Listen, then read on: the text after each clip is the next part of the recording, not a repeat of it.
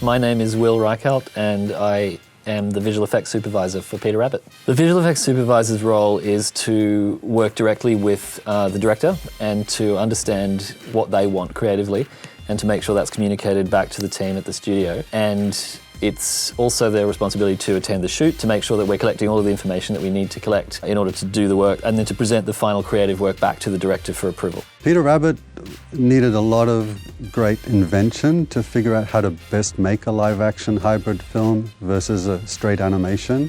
It's very different because in animation, you can keep making changes till the last week. Whereas with live action, you have to lock and load. You have to commit to what you shoot on set, and then you have to make the animation work to it.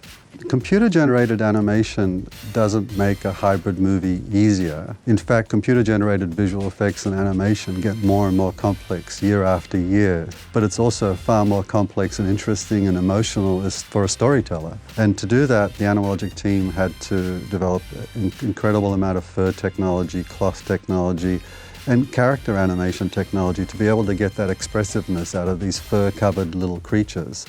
So, as with every project, there's very bespoke technology that needs to be developed to be able to do something that's innovative and groundbreaking. We now are able to achieve a much higher level of quality on fur, for instance, with the combination of the kind of rendering technology that we implemented on the Lego movies. So everything that we do feeds into it itself, and it's all in the service of pushing everything forward to create a better result. I think that people discount the amount of artistry that goes into visual effects, and the fact that visual effects is a very strong combination of technical skill and artistic skill. And the people that work on these films are very, very talented artists and have to be in order to achieve the level of quality that we go for. The biggest challenge on Peter Rabbit were the shots where we had to sell an interaction between the actors and the digital characters.